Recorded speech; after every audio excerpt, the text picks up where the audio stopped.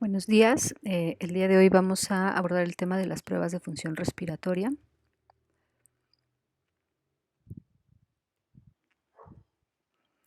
Que pertenece al gran tema, ¿no?, de abordaje de las enfermedades respiratorias. Revisamos ya semiología respiratoria, exploración física e imagenología. Ahora nos enfocaremos a las pruebas de función respiratoria y en la clase siguiente veremos los métodos de intervención. En las pruebas de función respiratoria, bueno, sabemos que existen múltiples tipos de este tipo de pruebas, múltiples tipos de pruebas de función respiratoria. Sin embargo, nos vamos a enfocar a la espirometría, a la capacidad de difusión del monóxido de carbono y a la pletismografía. Bueno, antes de entrar en materia, vamos a recordar brevemente lo que ya habíamos revisado en el tema de fisiología. Recordemos los volúmenes pulmonares, volúmenes y capacidades pulmonares. Sabemos que las capacidades pulmonares están conformados por la suma de algunos volúmenes.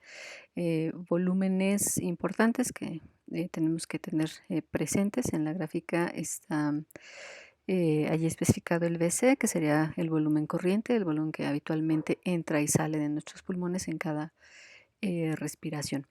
Tenemos también el VIR, que sería el volumen inspiratorio de reserva. Es aquel volumen que podemos introducir a nuestros pulmones durante una inspiración forzada.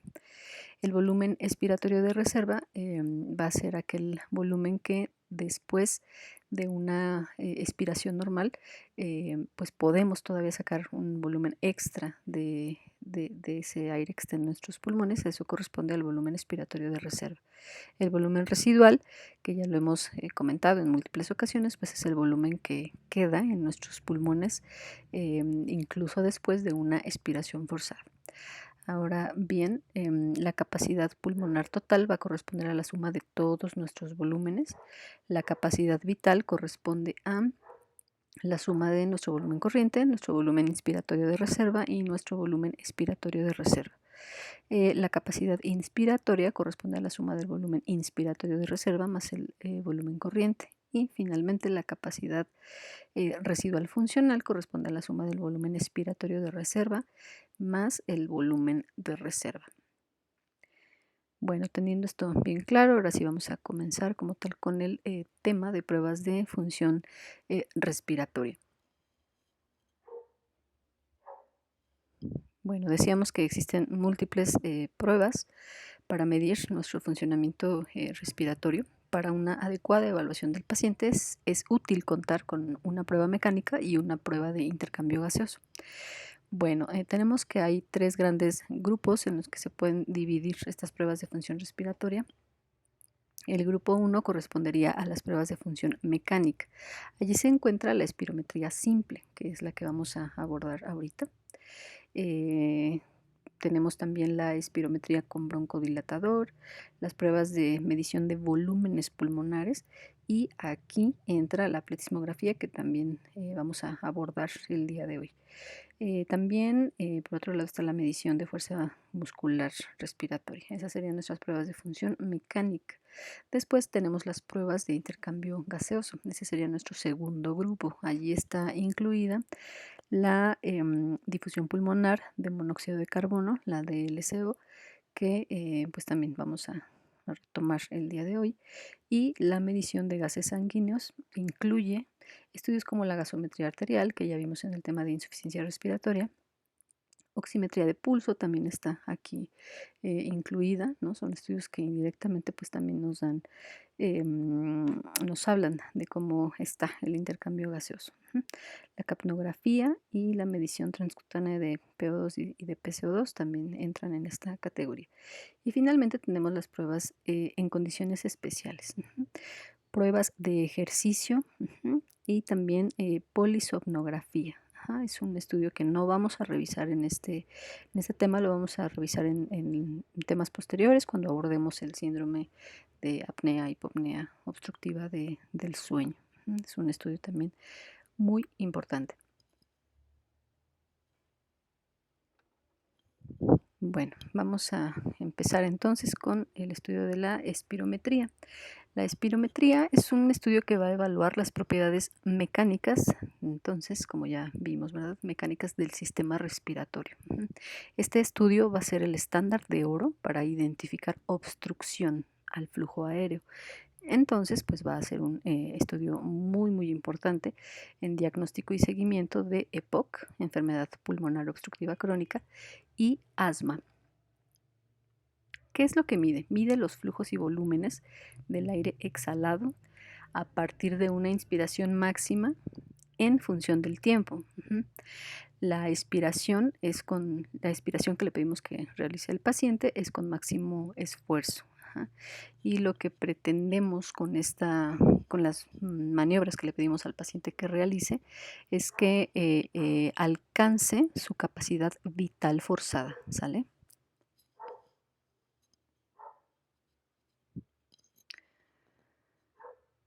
Bueno, entonces le pediríamos a nuestro paciente que inicialmente respire normalmente, ¿no? Que introduzca un volumen corriente, que lo expire, que lo vuelva a introducir.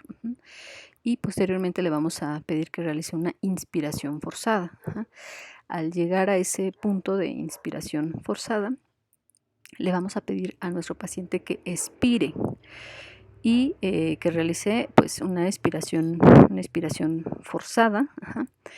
Y vamos a medir, a cuantificar qué porcentaje de volumen pudo expirar durante el primer segundo.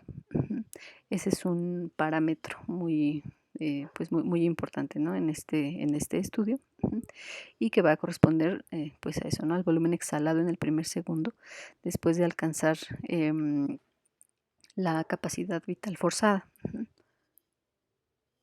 ¿Qué es lo normal? Lo normal es que nuestro paciente pudiera expirar más del 70% de ese volumen en el primer segundo. Eso sería lo esperado. Y pues esto va a estar disminuido en algunos procesos obstructivos, como las enfermedades que ya comentamos. Entonces todas estas maniobras pues las vamos a graficar en dos principales gráficas. Una es de volumen-tiempo y otra de flujo-volumen, como vamos a ver en esta gráfica. En esta imagen tenemos dos gráficas. En la primera imagen tenemos, digamos, representado el ciclo respiratorio de inspiración y expiración. Podemos ver que hay una imagen triangular en la parte superior de la primera parte de este esquema, que representa la llegada, digamos, del paciente a su capacidad vital forzada, y de ahí viene una línea que es, si la vemos de primera, pues parece recta, pero tiene una ligera curva, y eso representa nuestra expiración. Y del lado derecho tenemos graficada en tiempo volumen la expiración del paciente. Allí podemos ver que en este caso, por ejemplo, se ve hasta el segundo 7 de la expiración, y vemos, según el momento de la expiración, vemos cuánto volumen está sacando nuestro paciente. Y se ve muy claramente que en el primer segundo pues se exhala, se expira el mayor porcentaje de volumen que tiene el paciente dentro de sus pulmones. Entonces estas dos gráficas pues van a ser muy importantes. Ahorita vamos a retomarlas. Bueno, entonces, ¿a qué pacientes les tendríamos que realizar una espirometría? ¿Cuáles son sus indicaciones? Pues vamos a tener indicaciones diagnósticas y indicaciones de monitoreo. Entre las indicaciones diagnósticas tenemos que, en general, nos puede servir para evaluar a pacientes con sospecha de patología respiratoria que presenten algunos síntomas como disnea, tos, sibilancias, estridor. Algunos signos como estertores, deformidad torácica, y que cuenten con algunos estudios ya previos de gabinete o de laboratorio anormales en los que se haya documentado, por ejemplo, hipoxemia, hipercapnia, policitemia, o que cuenten con una radiografía de tórax anormal. Evidentemente no a todos se les va a realizar, ¿no?, esta prueba, o sea, depende de la sospecha diagnóstica, pero en general pues es para evaluar patología respiratoria que esté asociado con alguno de estos fenómenos que comentamos y que no nos quede aún claro, ¿no?, cuál es la patología del paciente. Entonces la espirometría pues puede ser una muy buena herramienta para estudiar al paciente. Nos sirve también para evaluar el impacto pulmonar de alguna enfermedad sistémica, para el escrutinio de individuos con factores de riesgo de enfermedad pulmonar, y allí, bueno, en cada punto se muestran las especificaciones de las indicaciones. Evaluación de riesgo preoperatorio, en valoración del estado de salud antes de programas de actividad física intensa, también podríamos realizarlo. Y por otro lado, decíamos que también hay indicaciones de monitorización. Podría ser de utilidad para la evaluación previa y posterior a intervenciones terapéuticas en enfermedades pulmonares, también en el seguimiento y pronóstico en enfermedades pulmonares. Por ejemplo, en enfermedad pulmonar obstructiva crónica se tiene que realizar por lo menos una vez al año, o sea, no nos, bueno, la espirometría nos sirve evidentemente para establecer el diagnóstico, por ejemplo, de EPOC, pero no basta con hacer una prueba y decir, ah, sí tiene EPOC. No, se le tiene que dar seguimiento y se sugiere que se realice el estudio al menos una vez al año para identificar a los declinadores rápidos. En asma se sugiere que se realice el estudio al inicio del tratamiento y 3 a 6 meses después de alcanzar el control. Y en crisis asmática también se puede realizar, en fibrosis quística, fibrosis pulmonar idiopática, en distrofias musculares, cuando el paciente tiene indicación de trasplante pulmonar. También es útil en salud ocupacional, en el seguimiento de sujetos expuestos a tóxicos pulmonares ya conocidos. Sabemos que hay algunos agentes quimioterapéuticos que pueden afectar la función pulmonar, entonces también nos sirve para pues darle, ¿no?, el adecuado seguimiento a este tipo de pacientes.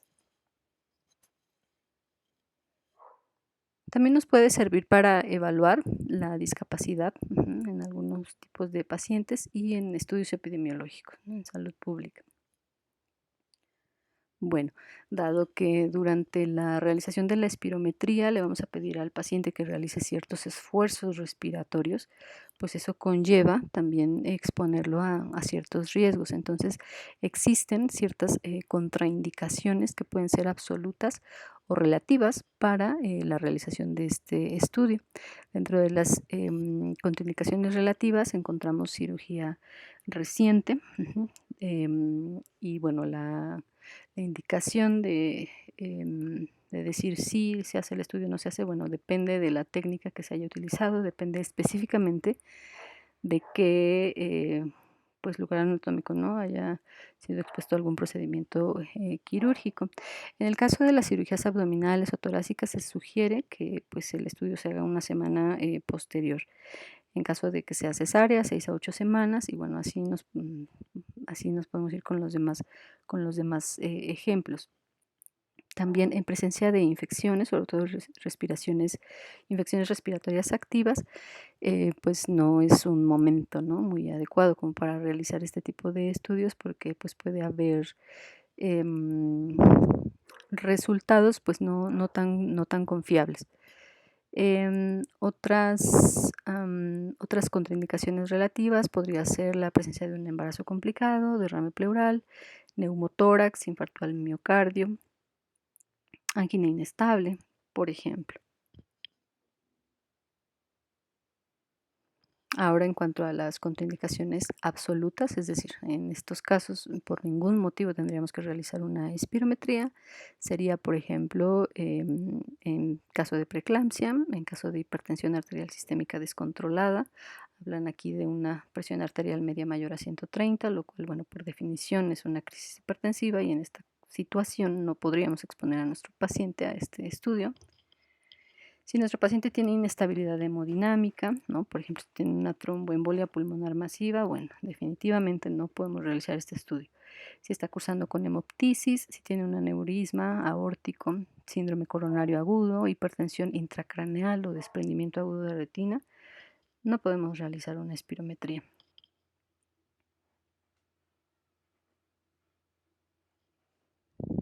Bueno, para que nosotros podamos estar seguros de que nuestro estudio está bien realizado, contamos con ciertos criterios de aceptabilidad, ajá, los cuales, bueno, se dividen en dos, en un inicio adecuado y en una terminación adecuada. Tenemos ya criterios establecidos que nos dicen si el estudio inició bien y si finalizó bien. En cuanto al inicio adecuado, lo podemos evaluar en la primer gráfica que aparece allí, que bueno, es la misma que ya habíamos visto. El paciente tiene que realizar una respiración que permita gráficamente causar, digamos, una elevación abrupta y vertical en la curva de flujo-volumen. Lo vemos en la primer flecha roja. Ajá. El inicio es abrupto, no es vertical, es casi vertical. Y después la imagen que se forma ya al llegar a la inspiración máxima y después a la expiración es de forma triangular. Ajá. Pero en este caso, bueno, para un inicio adecuado podemos comentar que tendremos que lograr esa línea casi vertical, ¿no? Que traduce una elevación abrupta del flujo que está entrando a los pulmones. En la curva de flujo-volumen. Y necesitamos también lograr que el volumen extrapolado sea menor a 0.15 litros o al 5% de la capacidad vital forzada. Una vez que el paciente ha llegado a esa capacidad vital forzada, en ocasiones, ya cuando se le pide que realice la expiración forzada, en ocasiones expira un poquito de aire y después ya expira el resto. Entonces estos inicios titubeantes de la expiración pueden ser de una magnitud mínima, menor, imperceptible, que no afecta con la calidad de los criterios de aceptabilidad de la curva. Y no afecta cuando ese volumen que expiró con ese inicio titubeante, pues corresponde solo al 5% o hasta el 5% de la capacidad vital forzada o a 0.15 litros, o sea, 150 mililitros. Si lo excede, pues bueno, el inicio no es el adecuado. Y en cuanto a terminación adecuada, debemos lograr que el paciente realice una exhalación de al menos 6 segundos en pacientes mayores de 10 años. Tiene que lograr una meseta de 1 segundo, ajá, que durante ese segundo no presente cambios mayores a 0.25 litros por al menos 1 segundo en la curva volumen-tiempo. O sea, que sea casi lineal, casi horizontal su meseta. Y sí puede tener cambios, pero no mayores a esto que marcamos. Y también otro criterio de terminación adecuada es que el sujeto ya no pueda continuar exhalando o bien que se niegue a hacerlo. Y bueno, aquí lo vemos ya un poquito más grande, lo vemos un poco mejor. Lo que comentamos, ¿no? Y aquí en la segunda gráfica se ve también lo que decíamos del volumen extrapolado. Aquí aparentemente no hay un volumen extrapolado importante, o sea, gráficamente no se ve como una muesca de que el paciente tuvo un inicio titubeante en la expiración.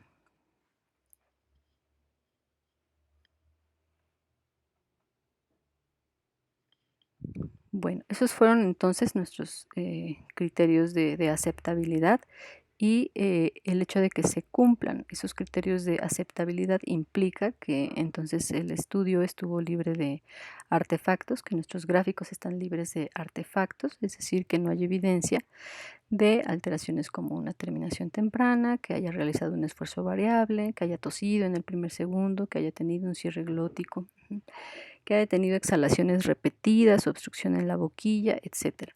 Y del lado derecho tenemos pues gráficamente ejemplificados cómo se verían todos estos artefactos, cómo se verían todas estas alteraciones. Vemos muy claramente que pues se pierde, ¿no?, totalmente la morfología de las curvas que ya revisamos previamente, que es como tendrían que ser, ¿no? Entonces estas son muy distintas y estas pues no nos sirven, ¿no?, para evaluar la patología del paciente, están llenas de artefactos. Bueno, esos fueron entonces nuestros criterios de aceptabilidad.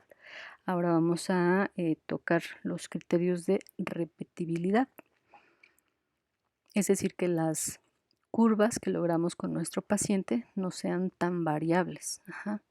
Esto va a traducirse en que pues en que hay una menor probabilidad de error al establecer el diagnóstico y son un indicador de la consistencia de la medición. Estos criterios de repetibilidad se pueden evaluar después de 3 maniobras aceptables. ¿Y cuáles son los criterios? Bueno, que la diferencia entre los dos valores más altos de la fracción expiratoria en el primer segundo y los dos valores más altos de la capacidad vital forzada deben ser menor de 200 mililitros. Idealmente menor de 150 mililitros. En caso de que el volumen pulmonar sea bajo, por ejemplo en enfermedades graves o en niños, pues se sugiere que sea incluso menor de 100 mililitros esa diferencia. Y bueno, aquí se ve muy claramente. Vamos a poner atención aquí a los dos primeros renglones de nuestro reporte de espirometría. Tenemos aquí marcada la capacidad vital forzada en el primer renglón y en la segunda el FEV1, ¿no?, que son los parámetros más importantes de este estudio. Entonces, en el primer renglón tenemos la capacidad vital forzada y tenemos aquí marcado un límite inferior, límite normal inferior, que sería de 4.49 litros. Todo esto está en litros. Tenemos acá reportada nuestra mejor prueba, y aquí tenemos las 3 pruebas que cumplieron los criterios de aceptabilidad. Entonces tenemos aquí un valor de 5.54, 5.48, 5.45. Eso significa que la variabilidad pues no es tan grande, ¿no? Entonces, la diferencia no rebasa lo que comenta en el... perdón. La diferencia, por ejemplo, estamos aquí en capacidad vital forzada, entre sus dos valores más altos no rebasa estos 200 mililitros, ni siquiera rebasa, me parece que los 100 mililitros. Si hiciéramos la resta, por ejemplo, entre este valor de la prueba 1 y de la prueba 2, que sería 5.54 litros menos 5.48, es alrededor de 60 mililitros. Entonces no rebasa, ¿no?, esos 200 mililitros, o sea que este estudio está bien hecho en lo que a la capacidad vital forzada se refiere. Y si nos vamos al siguiente término, al volumen expiratorio forzado en el primer segundo, vemos que en la primera prueba correspondió a 4.97, en la segunda 4.99, en la tercera 4.93. Nuestros dos valores más altos son los dos primeros y la diferencia entre ellos pues es de apenas 20 mililitros.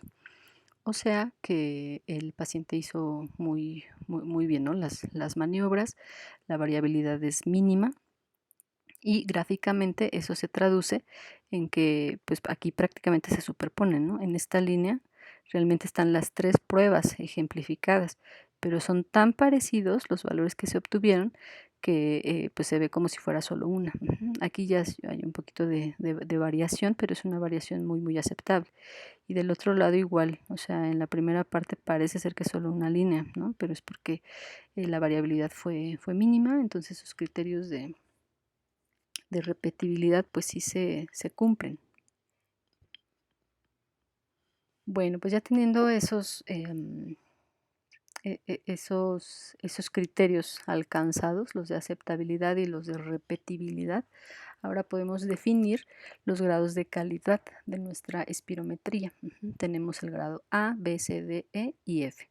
El grado A significa que realizamos 3 maniobras aceptables, que es lo que se tiene que hacer idealmente.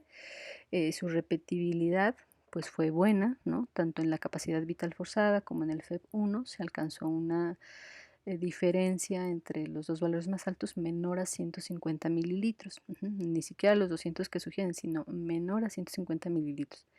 Y el comentario sobre la calidad de la prueba pues se refiere como técnicamente muy confiable. Entonces esa sería pues la situación ideal, ¿no? Y corresponde al grado A en cuanto a la calidad. Y el grado B se trataría de una prueba en la que se hicieron 3 maniobras aceptables. La repetibilidad fue buena, no excelente, pero fue buena, fue de menos de 200 mililitros y se reportó como técnicamente confiable. Y bueno, así nos vamos hasta llegar al grado F, en el que pues bueno, esa prueba no nos sirve, ¿verdad? No está bien realizada, no se alcanzaron las maniobras aceptables y bueno, técnicamente se comenta como no recomendable. Entonces nos quedamos con que pues tendríamos que tener un grado A o un grado B en su defecto de calidad. Bueno, ahora cómo se interpreta la espirometría. Las principales variables que vamos a obtener después de nuestra espirometría, decíamos entonces, va a ser la FEV1, la capacidad vital forzada y el coeficiente entre estos dos valores. Dependiendo de cómo estén estos valores, vamos a poder definir si se trata de un patrón obstructivo o de un patrón restrictivo. ¿Qué es lo primero que vamos a hacer? Bueno, vamos a revisar cómo está nuestra relación FEV1, capacidad vital forzada. ¿Qué es lo que tendremos que entender aquí antes de continuar? Ya decíamos que nuestro estudio consistió en pedirle al paciente que alcance su capacidad vital forzada. ¿Y cómo lo hicimos? Bueno, pidiéndole que haga una inspiración forzada, o sea, que sus pulmones estén totalmente llenos, totalmente ocupados. Después le pedimos que haga una expiración máxima y medimos cuánto de volumen puede sacar durante los 6 segundos de la prueba, pero sobre todo nos fijamos en el volumen que sacó en el primer segundo de la prueba. Entonces, lo que la relación FEV1 capacidad vital forzada traduce es el porcentaje, digamos, de volumen que pudo expirar nuestro paciente en el primer segundo, pero respecto a la capacidad vital forzada que alcanzó. Eso es lo que nos traduciría esta relación FEV1 entre la capacidad vital forzada. Entonces, pues esperaríamos que la relación fuera alta, ¿no? Que durante el primer segundo nuestro paciente pudiera expirar una muy buena cantidad de volumen, porque de no ser así, estaríamos pensando que nuestro paciente tiene un patrón obstructivo, que hay algo que impide que el paciente pueda expirar con facilidad ese volumen. Entonces, en un patrón obstructivo, esta relación va a ser menor al límite inferior normal. El límite inferior normal pues es un valor ya predefinido según pues los estudios que se han hecho, ¿no? en las poblaciones, y lo podemos sacar, digamos, de tablas que ya se conocen, que pues bueno, es como la tablita que vemos aquí. El límite inferior normal para esa relación FEV1, capacidad vital forzada, pues va a depender de la edad de nuestro paciente, de si nuestro paciente es mujer o si es hombre. pero son valores ya conocidos, ya establecidos. Ajá. El valor exacto lo podemos obtener de las ecuaciones de referencia. Bueno, esto significa que pues no es lo mismo evaluar a un paciente, por ejemplo, afroamericano, a un paciente latino, no es lo mismo evaluar a un paciente argentino que un paciente mexicano. Ajá. Entonces, cada población pues cuenta con sus propias ecuaciones de referencia, o bueno, eso tendría que ser, ¿no? Idealmente, o sea, que estos valores que se tienen de los límites inferiores normales, pues hayan sido validados, ¿no? Para la población específica de la que estamos hablando y a la que pertenece nuestro paciente. Ujú. Entonces, en el patrón obstructivo, ¿qué es lo que encontramos? Que la relación FEB1, capacidad vital forzada, va a ser menor a ese límite inferior normal.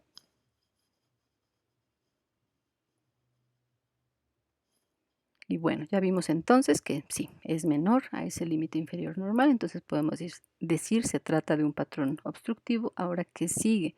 Necesitamos graduar la gravedad de esa obstrucción. ¿Y qué parámetro empleamos para esa graduación? El FEB1, expresado como un porcentaje del predicho. Ajá.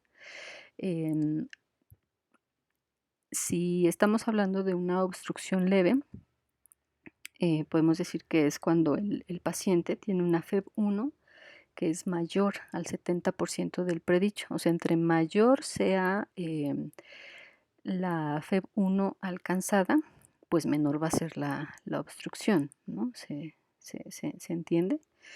Entonces, si nuestra FEB1 es mayor al 70% del valor predicho, estamos ante una obstrucción leve, o sea, saca más del 70% del volumen que se esperaría que sacara, ¿no?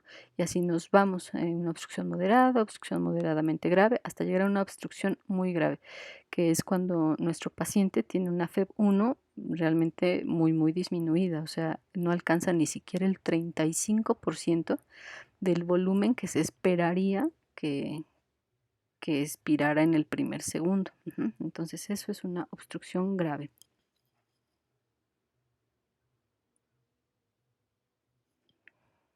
Ok, bueno, ¿y qué sucede entonces si esa relación FEB1 capacidad vital forzada es mayor, no menor, es mayor al límite inferior normal? Bueno, podemos decir entonces que no hay obstrucción.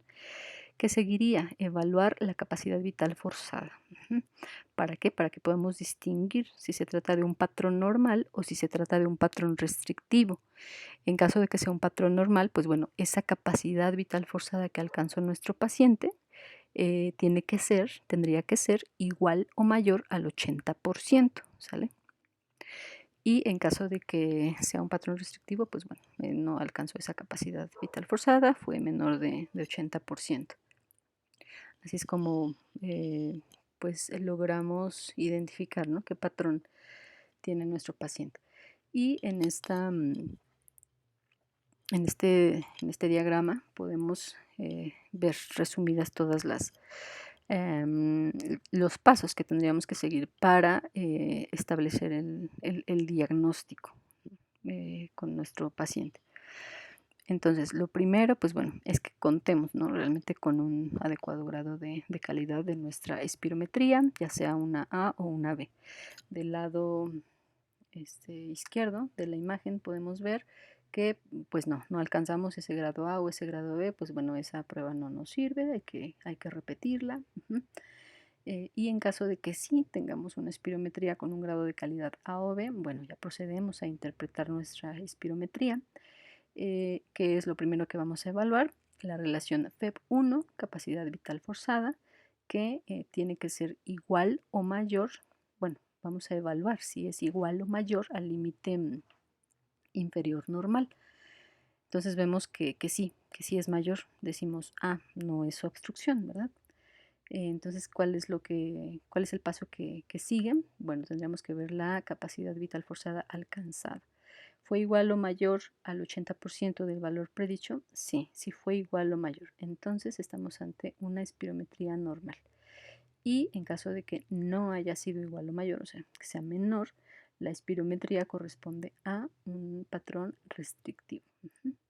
Por el otro lado, si la relación FEB1, capacidad vital forzada, no es igual o mayor al límite inferior normal, estamos ante un diagnóstico de obstrucción. ¿Y qué es lo que sigue? Tenemos que estadificar esa obstrucción. ¿Y cómo lo vamos a hacer? Pues bueno, con nuestro valor de FEV1.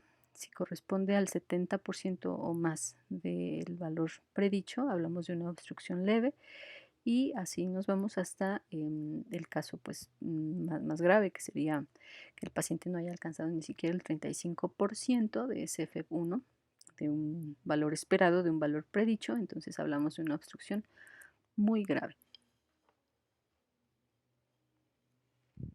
Y bueno, con esta diapositiva completaríamos el tema de espirometría. Ahora vamos a seguir con otra prueba de función respiratoria, que es la pletismografía. Esta, al igual que la espirometría, ya habíamos dicho que va a ser una prueba de medición de volúmenes pulmonares. Y específicamente, ¿qué es lo que se evalúa? Evalúa la capacidad funcional residual. Perdón, regresándonos aquí un poco, pues bueno, esta es una imagen que pues representa, ¿no?, cómo se realiza el estudio. Le pedimos al paciente que se meta a una cabina, a una pequeña cabina, que es hermética y que cuenta con unas paredes que son transparentes, ¿no? O sea, nosotros podemos ver al paciente, evitamos también con esto que haya claustrofobia, ¿no?, en el paciente. Y bueno, allí se ve que el paciente tiene colocada una pinza en su nariz y le vamos a pedir que respire a través de una boquilla. Esa boquilla tiene un obturador que nosotros desde afuera podemos controlar, podemos decidir en qué momento se cierra, en qué momento se abre y esta cabina va a estar comunicada con nuestro aparato afuera eh, por básicamente dos conductos. El que llega directamente a la boquilla y otro conducto, y ambos van a tener sensores de presión. Entonces así es básicamente como se realizaría el estudio. Bueno, le pedimos primero al paciente que le pedimos o le ayudamos que obstruya, ¿no?, las fosas nasales con la pinza. ¿Para qué? Pues para que no haya fuga en el circuito que le vamos a dar mediante la boquilla, que no haya entrada de aire o salida de aire extra a lo que estamos midiendo con la boquilla, con nuestro circuito, que tiene que ser un circuito cerrado, ¿no? Entonces obstruimos sus fosas nasales y le vamos a pedir a nuestro paciente que respire a través de la boquilla. Decíamos, esta boquilla tiene un obturador que nosotros podemos abrir y cerrar a voluntad. Le vamos a pedir a nuestro paciente que realice varios esfuerzos respiratorios. Esos esfuerzos respiratorios pues se van graficando. Y dependiendo del punto de la prueba en el que nos encontremos, le vamos a pedir que respire tanto con el obturador abierto como con el obturador cerrado, o más bien que él siga respirando y nosotros decidimos en qué momento abrimos o cerramos ese obturador. Y una vez que se han estabilizado la temperatura dentro de la cabina, por medio de pues nuestro aparato, digamos, podemos deducir cuánto volumen de aire tenemos en esa cabina. Entonces, después de pedirle a nuestro paciente que haga estos esfuerzos respiratorios y que lo haga con el obturador abierto o cerrado, ¿qué es lo que nosotros logramos con eso? Logramos, bueno, aparte tenemos que contar, en ese momento tenemos que contar con las presiones que nuestros sensores miden. Entonces, sabiendo la presión a través de esos sensores, podemos deducir los volúmenes a un lado o al otro de nuestro obturador. Entonces, en eso consiste básicamente el estudio. Sabemos al principio qué volumen tenemos.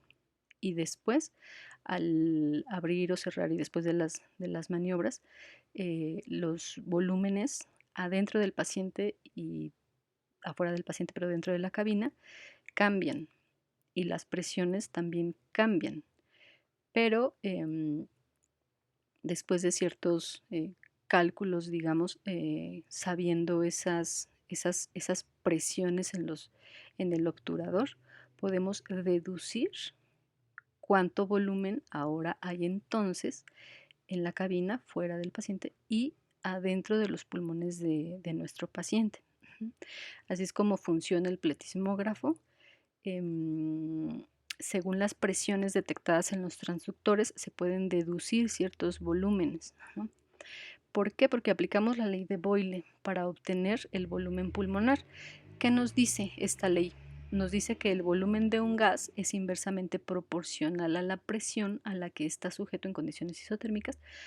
Por lo tanto, durante la compresión de un gas en estas condiciones, el producto de la presión por el volumen permanece constante.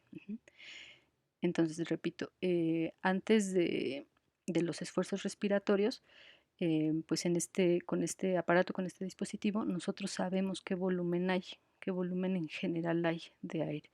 Y después de hacer esos esfuerzos respiratorios y mediante unos cálculos y detectando la presión en el obturador, entonces si ya sabemos el volumen que había y sabemos ahora en las presiones durante la prueba, podemos deducir el volumen que se encuentra en los pulmones del paciente. Esquemáticamente, así es como está constituido, ¿no? El pletismógrafo, el estudio, pues. Esta sería la cabina. Aquí, bueno, estaría nuestro paciente. Y se le da una boquilla, la cual cuenta con una válvula que se puede obstruir y cuenta además con otro transductor de presión de la cabina y bueno, el osciloscopio. Esquemáticamente pues así estaría constituido. Entonces, pues estos transductores es donde podemos medir la presión y sabiendo esa presión, mediante cálculos matemáticos, podemos deducir los volúmenes que están dentro de los pulmones de nuestro paciente. ¿Cuáles serían las indicaciones de este estudio? Sería pues para confirmar y cuantificar restricción pulmonar. También podemos confirmar, cuantificar hiperinflación pulmonar, atrapamiento aéreo, especialmente en pacientes con disnea que sea desproporcionada al grado de obstrucción de su FEV1, o en alguna cirugía de evaluación preparatoria cuando se planee una reducción de volumen. También nos puede servir para monitorizar y vigilar la enfermedad con fines clínicos o ya sea de investigación. Y bueno, hasta allí llegaríamos entonces con la pletismografía. Ahora vamos a hablar de la última prueba de función respiratoria que vamos a abordar el día de hoy, que sería la difusión pulmonar de monóxido de carbono.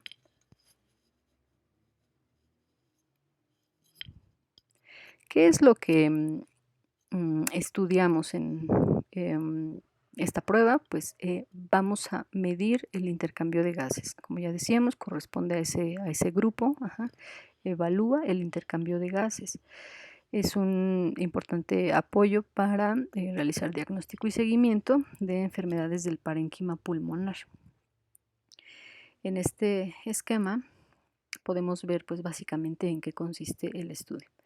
Tenemos a nuestro paciente en sedestación, le damos también una boquilla, le damos también unas pinzas para que se obstruyan sus fosas nasales y a través de la boquilla nuestro paciente va a respirar esta mezcla de gases que nosotros sabemos cómo está constituida. Entonces aquí la vemos en la primera imagen de un color más azulito, ¿no? Está como más concentrada respecto a la imagen siguiente. Entonces, pues sabemos cómo está constituido. Aquí, antes de la inspiración que realiza el paciente, pues se ve, ¿no? Concentrado aquí en nuestro contenedor y en nuestros conectores.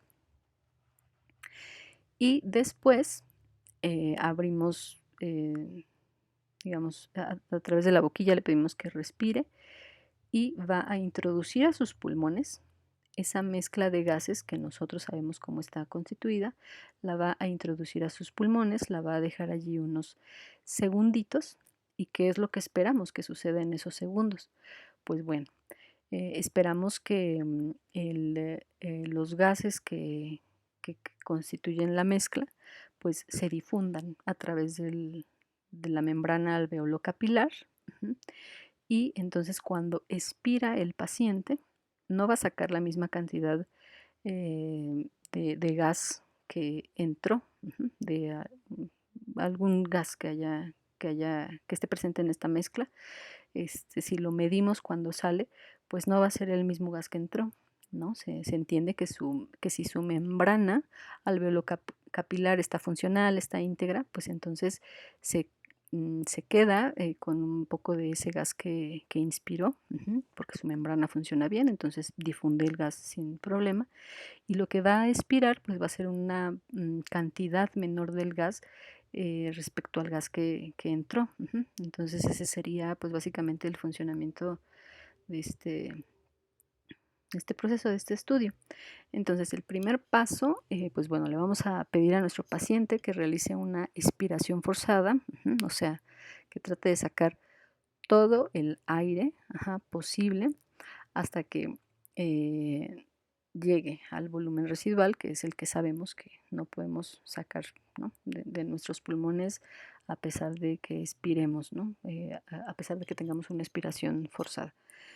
Entonces, digamos que en este punto, pues vaciamos, ¿no? Los pulmones lo más que se puede, los pulmones de nuestro paciente. Después, en el segundo paso, le pedimos que realice una inspiración rápida hasta llegar a su capacidad pulmonar total, o sea, lo máximo de volumen que puede introducir nuestro paciente. ¿Y qué es lo que le vamos a dar a respirar? Un gas, que es una mezcla de 0.3% de CO2, 10% de helio, 21% de oxígeno y el resto de nitrógeno.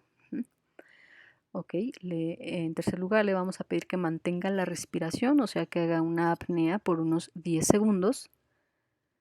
Con eso que buscamos, lo que ya comentamos, ¿no? Que esos gases que le dimos a respirar, pues se difundan a través de sus membranas alveolo-capilares. Entonces esperamos 10 segundos y después, en el cuarto paso, le vamos a pedir que realice una expiración máxima, perdón, rápida, de la cual se resta la parte inicial. ¿Por qué? Porque pues la parte inicial de lo que va a expirar pues va a corresponder al espacio muerto, o sea, el volumen de aire que sí entró a la vía aérea, pero no a los conductos finales, sino a donde está la membrana, alveolo capilar. Entonces esos primeros 750 a 1000 mililitros los desechamos y recogemos los siguientes 500 a 1000 mililitros como nuestra muestra de gas alveolar. Quinto paso, medimos en esa muestra de gas alveolar, medimos la concentración de helio, y también mediante analizadores de infrarrojos la concentración de CO2. Y sexto paso, pues bueno, a través de una serie de pasos matemáticos podemos deducir, podemos calcular nuestra capacidad de difusión del monóxido de carbono. Por lo que ya explicábamos, es evidente que no toda la cantidad que entró, no toda va a salir. Y eso nos habla de si está funcional y qué tan funcional está nuestra membrana capilar, nuestra membrana alveolo capilar. Ok, bueno, explicado ya todo esto, pues vamos a comentar las indicaciones precisas de este estudio de difusión. Bueno, nos sirve para evaluar y dar seguimiento a enfermedades pulmonares intersticiales difusas. Como ya habíamos hablado en fisiología respiratoria, sabemos que la estructura de nuestra membrana capilar, pues bueno, va a estar formada por el endotelio capilar, por el alveolar y entre ellas por una delgada capa de intersticio. Y cuando el intersticio, por ejemplo, está afectado en alguna enfermedad intersticial, pues puede estar engrosado y ese engrosamiento pues evidentemente va a dificultar el paso de algunos gases. Ajá. Entonces eso se puede evaluar, se puede cuantificar con esta prueba. Ujú. En el EPOC enfisematoso, pues sabemos que se pierde, ¿no?, totalmente la estructura de la membrana alveolocapilar, o sea, se pierden unidades alveolocapilares. Y esto se traduce en que la difusión del paciente pues va a ser menor, ¿no? Entonces en esta enfermedad también pues nos es de utilidad este estudio. También para establecer el diagnóstico diferencial entre bronquitis crónica, enfisema y asma. Para evaluar también la afección pulmonar de enfermedades sistémicas, para predecir la desaturación durante el ejercicio en enfermedades pulmonares. También para evaluar el impedimento o discapacidad en enfermedades pulmonares, para algunas evaluaciones preoperatorias, por ejemplo, si es de una resección pulmonar, y pues entre otras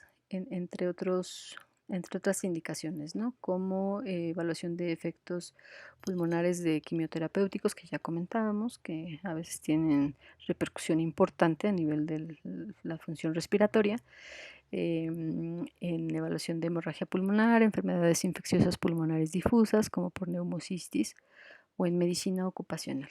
Bueno, pues ese sería nuestro estudio de difusión pulmonar de monóxido de carbono. Esta es una imagen de cómo se ve, ¿no? Tenemos allá a nuestro paciente sentado, su nariz está obstruida por pinzas, pues él respira a través de una boquilla y bueno, allí se ve cómo está constituido este aparato, ¿no?, en general. Pues bueno, con esto terminaríamos entonces el tema de las pruebas de función respiratoria dentro del gran tema de abordaje de las enfermedades respiratorias. Muy bien, bueno, pues esperemos que haya sido de mucha utilidad. Nos vemos en la siguiente clase. Gracias.